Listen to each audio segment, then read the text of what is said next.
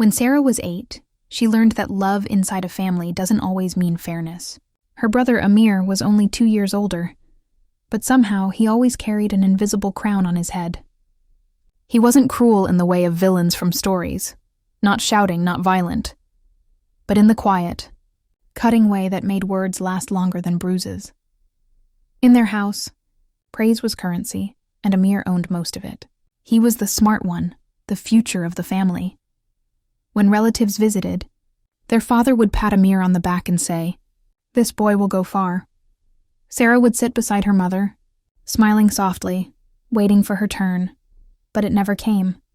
Her grades were decent, her manners good, her nature calm, yet somehow that was never enough to be noticed.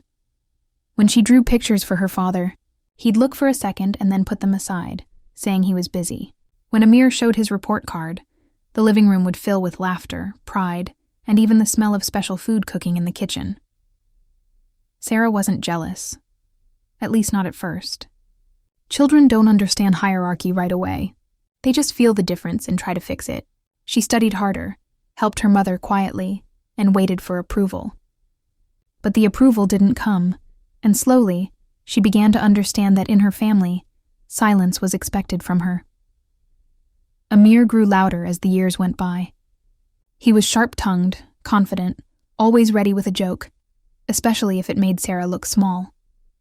If she spilled water, he'd laugh and say, "See, even a glass is too complicated for her." Their parents didn't correct him. Her mother would smile awkwardly, and her father would change the subject. Those moments stayed with Sarah. She didn't cry in front of them. She saved her tears for bedtime, muffled in her pillow. Somewhere deep inside, a thought began to take shape. If I can't make them proud now, I'll make them speechless one day. But she didn't know how or when. In school, she wasn't the loudest or the most popular, but her teachers noticed something Amir never did: her patience. She listened carefully, asked thoughtful questions, and helped classmates without expecting thanks. One teacher, Miss Rena, once told her, "Sarah, you're not loud, but you're consistent. That's rarer than talent." Those words planted a seed, small, almost invisible, but it began to grow. At home, however, things didn't change. Amir got into a good college. Their father borrowed money to pay for his first semester, proud to invest in the bright one. Sarah, by then in her final year of school, quietly applied for scholarships. She didn't want to ask for help. She knew what the answer would be. And she was right. When she mentioned her plan to study business, Amir laughed from the dining table. "Business? You can't even negotiate your own pocket money?" He said it in front of their parents. Their father chuckled. Her mother looked down. The humiliation burned her ears, but Sarah said nothing. She just nodded and finished her meal in silence. That night, she wrote in her notebook, "Let them laugh. I'll work in silence. One day they'll work for me." It wasn't anger. It was a quiet promise, a personal truth she whispered to herself. She didn't even know if it was possible, but it became her secret fuel. After school, she got a small scholarship and enrolled in a local college. It wasn't fancy, not like the one Amir went to, but she made the most of it. She worked part-time at a library, organizing shelves, cleaning tables, and sometimes helping students find books. The job was dull to others, but Sarah saw it differently. Every book she touched felt like a door to another world. Lessons about leadership, communication, psychology, and success. She read every night, sometimes until her eyes hurt. Meanwhile, Amir's life looked perfect on the outside. His social media was full of parties, selfies, and big words about ambition. But behind the scenes, he was struggling. He'd switched his major twice, spent most of his allowance on things he didn't need, and had started blaming others for his failures. Their father kept supporting him, convinced that Amir just needed time to find himself. Sarah didn't say anything. She never compared, never complained, but inside she was learning, not just from books, but from life itself. She learned how arrogance could destroy opportunity, and how consistency could quietly build it. When she graduated, There was no celebration. Amir was still the center of attention, even though his degree was delayed. Their father simply said, "Good. Now look for something safe. Maybe a clerk job?" But Sarah didn't want safe. She wanted something meaningful. She wanted to prove, at least to herself, that she could stand tall without anyone's help. She applied to an internship at a small startup, a new business that helped other companies manage their clients and data. It wasn't glamorous, but it was a place where she could learn. She was nervous during her first week. The office was fast-paced, and most interns were from bigger universities. They talked confidently, used business jargon she didn't understand. She felt small again, just like at home. But instead of shrinking this time, she observed. She watched how people spoke, how meetings worked, how leaders made decisions, and slowly, she adapted. Her calm nature, once considered a weakness, became her strength. When others panicked during tight deadlines, Sarah stayed composed. When teammates argued, she listened and found middle ground. Her boss, a kind but demanding woman named Nadia, noticed it. "You have something rare," Nadia told her one evening after work. "You don't rush and you don't show off. That's the kind of person who ends up running things." Sarah smiled politely, but inside, her heart raced. It was the first time in years that someone saw her not as invisible but as capable. She went home that night and looked at herself in the mirror, whispering softly, "Maybe I can." Months turned into years. Amir's charm began to fade as his career failed to take shape. He jumped from one job to another, always finding excuses. Their father, once proud, began to sound tired. Their mother's eyes looked worried whenever money was discussed. Sarah, on the other hand, kept growing quietly. She was promoted to junior analyst, then project manager. Her emails became more confident, her ideas sharper. She didn't tell her family much about her progress. She'd learned that not everyone deserves front-row seats to your journey. Sometimes Amir would call her, not to ask about her life, but to complain about his. "You're lucky," he'd say. "You don't have the kind of pressure I do." Sarah would just listen, not arguing, not reminding him that she had built everything from nothing. By her late 20s, Sarah had built a solid reputation in her field. She was respected, known for her calm leadership and ability to turn messy projects into success stories. And when Nadia left to start her own company, she recommended Sarah to take her place as operations head. The same night Sarah received the promotion email, she sat alone in her small apartment. No celebration, no confetti, just a quiet moment of gratitude. She thought of her younger self, the girl who once felt invisible at her own dining table. She whispered, "You did it, but life, as always, wasn't done yet." Because somewhere out there, Amir's life was falling apart. His last job had ended badly, and he was desperate to find something new. A friend told him about a company with a growing reputation, a place with good leadership, fair pay, and modern management. He decided to apply, not knowing that the company he admired from afar was the one his sister now helped lead. And that's where the quiet circle of fate began to close. Sarah didn't know yet that Amir's resume was already sitting in the company's inbox. She was too busy preparing for a new client meeting, setting strategies, and mentoring her team. The same calmness that once made her invisible was now the quality everyone relied on. Years of silence had finally turned into power, though she still didn't see it that way. For her, it was just survival, but destiny had other plans, and the real confrontation, the one she'd never dreamed would happen, was now quietly making its way toward her desk. Sarah didn't check every application personally. The company had grown quickly, and now several HR officers handled the first rounds of recruitment. She mostly reviewed the final shortlist, names filtered through multiple layers, carefully selected by merit. On a Tuesday morning, the HR head, a quiet man named Rafi, knocked gently on her office door. "Good morning, ma'am. I've sent you the shortlist for the operations consultant position. We're moving fast because the new project needs leadership within 2 weeks." "All right," Sarah replied, sipping her coffee. "I'll go through them by lunch." She opened the folder later that morning. The first few names didn't stand out.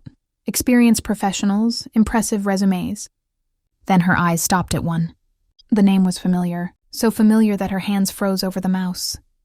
Amir Khan. She blinked, stared again.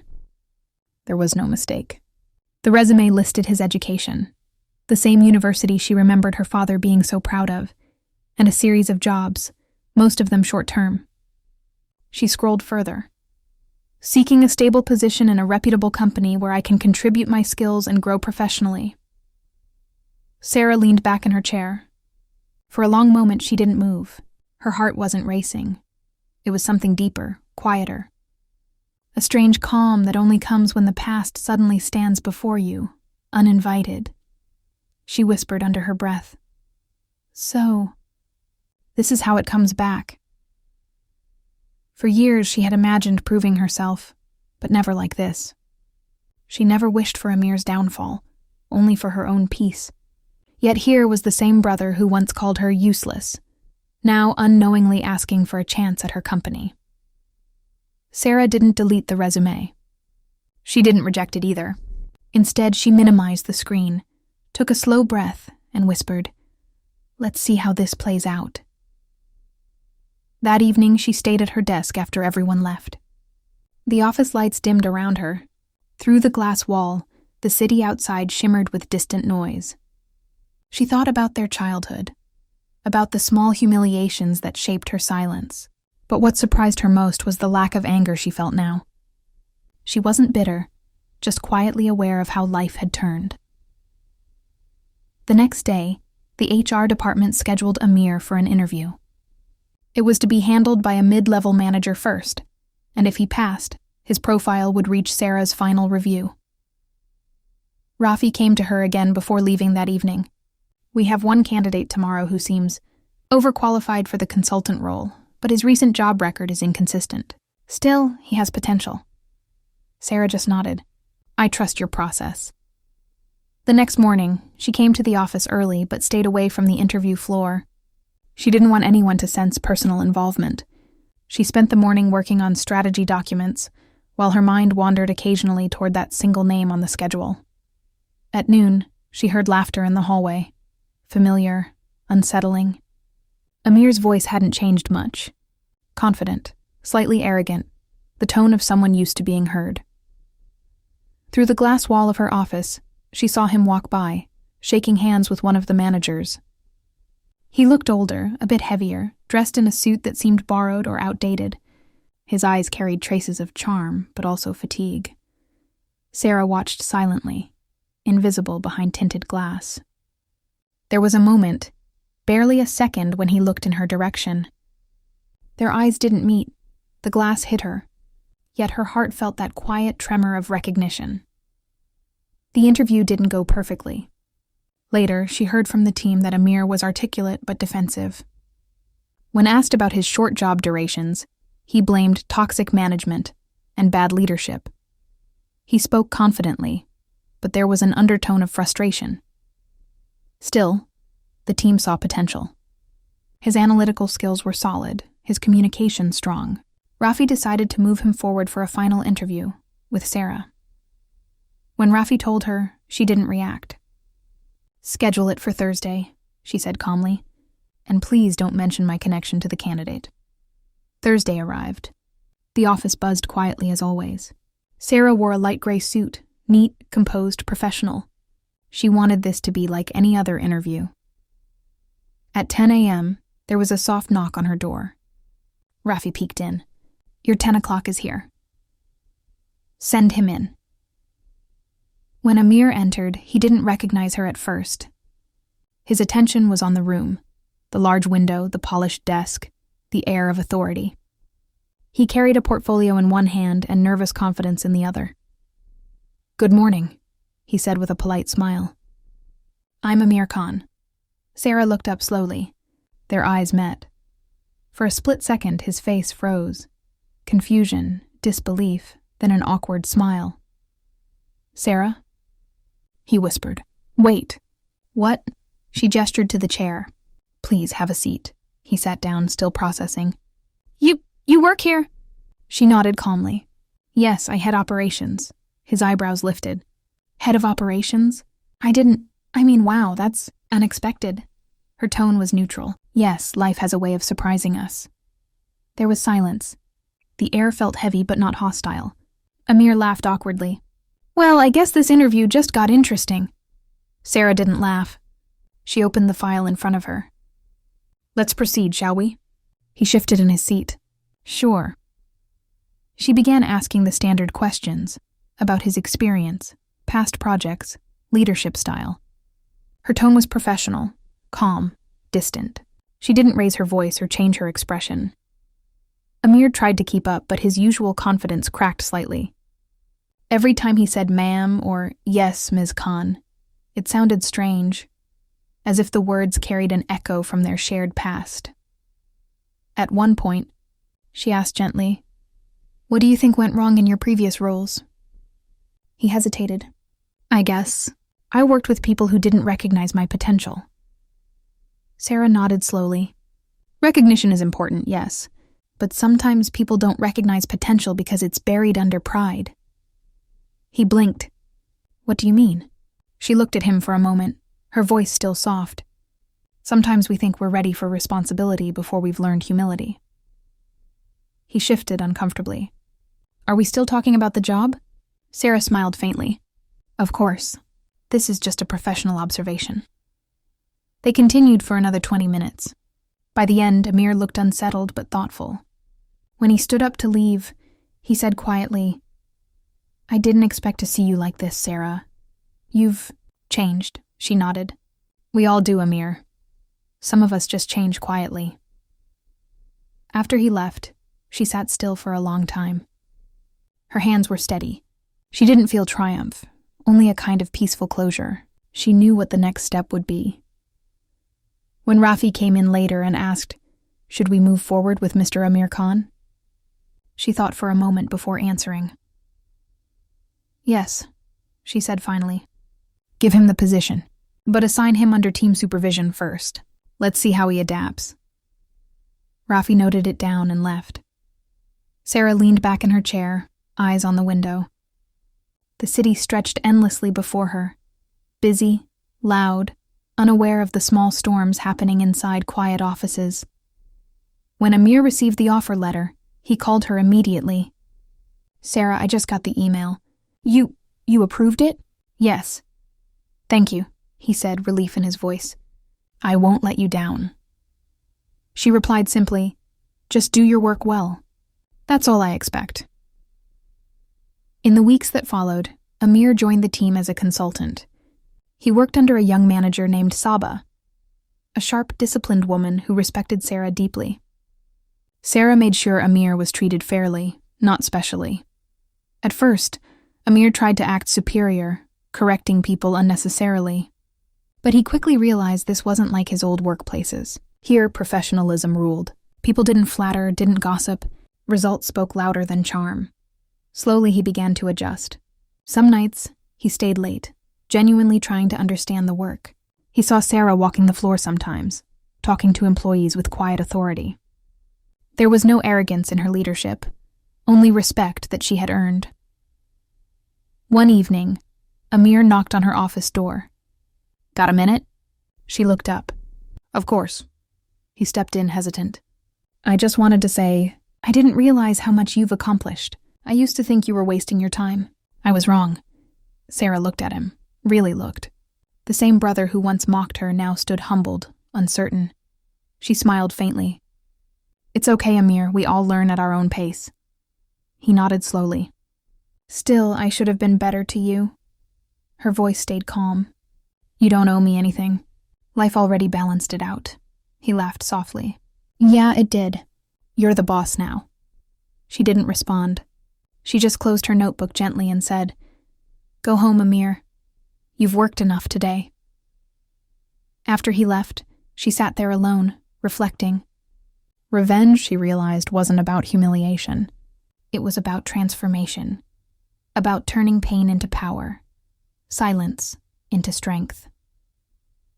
For the first time in her life, she felt truly free from the shadow of his words. But destiny wasn't done yet. The biggest test, one that would reveal whether forgiveness could coexist with justice, was still waiting just around the corner.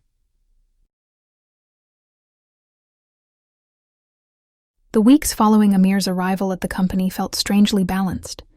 For the first time in their lives, Sarah and Amir coexisted in the same professional space, not as siblings, but as two adults trying to navigate a quiet, complicated history.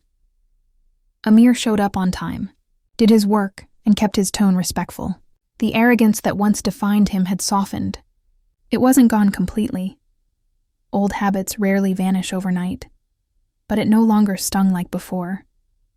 He watched Sarah from a distance, often amazed at how different she was from the sister he remembered. At home, she had been quiet because no one listened. Here, she was quiet because everyone did. Her calm voice carried authority. Her silence carried meaning. When she entered a room, conversations paused naturally. Not out of fear, but out of respect. It took Amir some time to understand that. During his first month, he often tried to impress people, to show his intelligence. But the office didn't reward showmanship. It valued results, and every time Sarah reviewed a project, she focused on the work, not personalities. Once, during a presentation, Amir interrupted a junior analyst to correct her figures. Sarah stopped him gently. "Let her finish, Amir," she said in her usual steady tone. The room fell silent. Amir nodded awkwardly and leaned back. After the meeting, she didn't scold him, but the moment lingered. He realized she wasn't the kind of leader who dominated. She simply guided, and somehow, that made everyone perform better. A few weeks later, the company landed a big client, a government project that required absolute precision. It was an opportunity to grow the firm's reputation, but also a test of leadership. Sarah appointed Amir as one of the task leads. It surprised him. "Are you sure?" he asked during their briefing. "You could have chosen someone more experienced." Sarah looked at him calmly. "I'm giving you a chance to prove yourself. Not to me, to yourself." Amir nodded, unsure how to respond. At first, things went smoothly. He organized the team, planned the workflow, and started well. But halfway through, a major issue appeared, a data mismatch that risked delaying the entire project. The client's representative was furious, demanding explanations. The blame started bouncing between departments. Amir panicked. His old habits resurfaced. Defensiveness, excuses, frustration. He called Sarah late that night.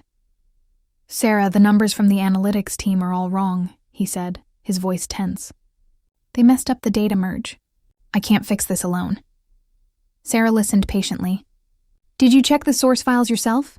"No, but I know it's not my fault. I followed their reports." "Amir," she interrupted gently. "When something goes wrong under your supervision, it is your responsibility. Leadership means owning the outcome, not just the credit." Her words hit harder than she expected. Amir sighed. I understand." "Good," she said quietly. "Now calm down. Start again from the beginning. I'll stay online if you need guidance." For the next 4 hours, they worked together, not as rivals, not as siblings, but as two professionals trying to solve a problem.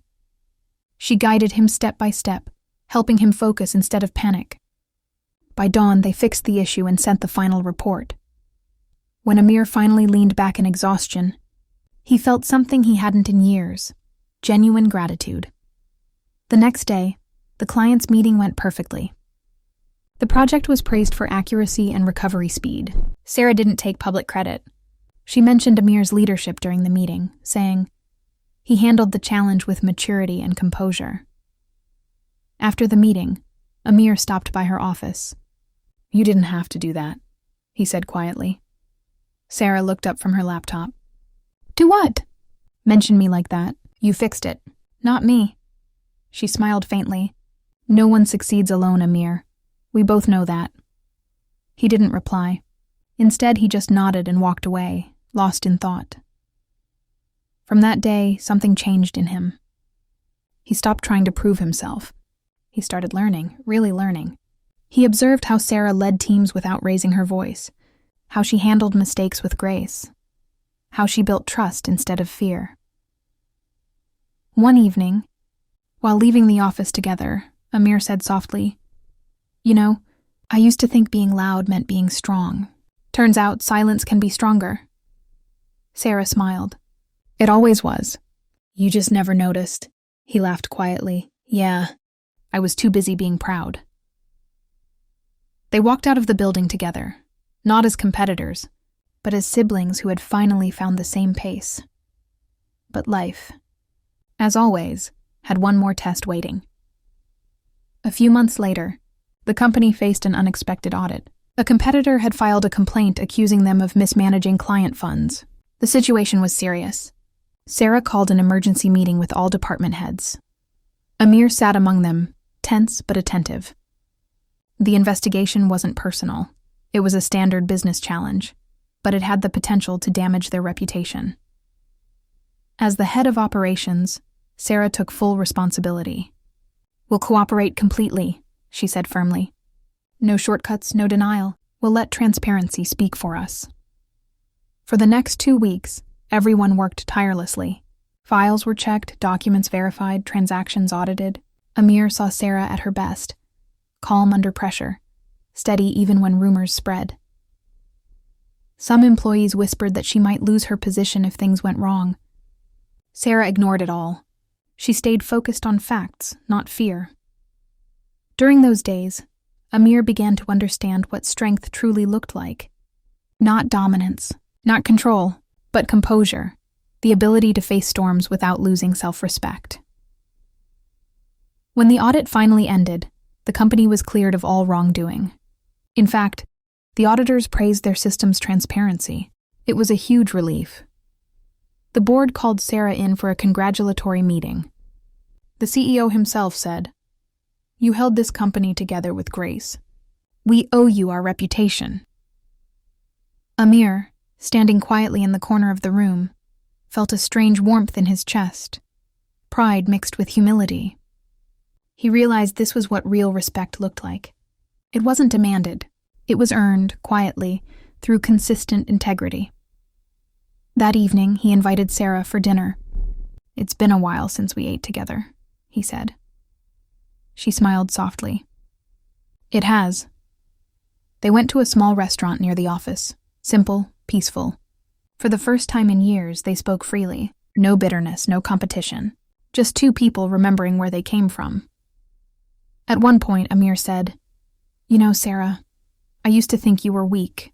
Always silent, always avoiding conflict. But now I see that silence was your shield. You were never weak. You were just patient." Sarah looked at him thoughtfully.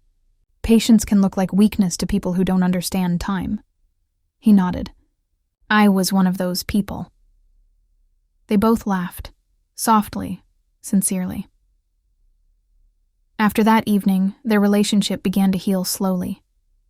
There were no dramatic apologies, no speeches, just quiet understanding.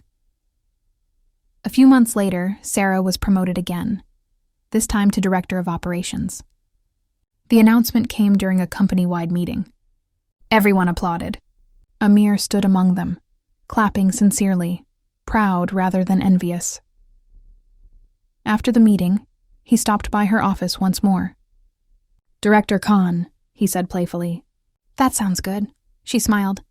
"It's still just Sarah." He grinned. "No, it's not just Sarah anymore. It's the sister who became my boss and taught me what success really means." Sarah looked at him, not as the arrogant brother from her past, but as a man who had finally grown up. "Then maybe," she said gently, "we both learned something." He tilted his head. "What's that?" "That revenge doesn't always have to hurt someone," she said. "Sometimes it's just living so well that the pain no longer matters." Amir nodded slowly. "You got your revenge then?" She smiled faintly. "No, Amir, I got my peace."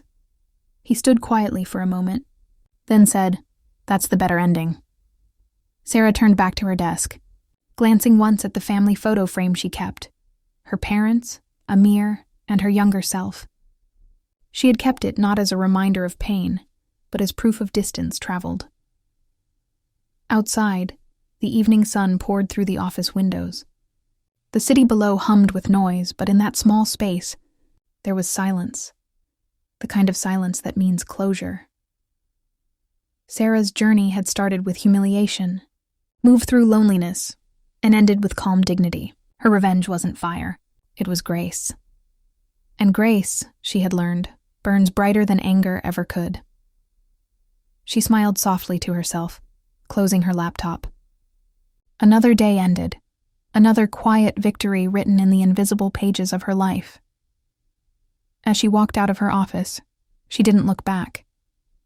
There was no need. The girl who once sat silently at the dinner table had become the woman who led entire teams with quiet strength. And that was the sweetest revenge of all, not proving others wrong, but proving herself right. If you enjoyed this calm revenge story, remember to like, share, and subscribe to My Calm Revenge. Every week we bring you powerful, emotional stories of transformation, where silence becomes strength and patience becomes power. Because sometimes, the best revenge is peace.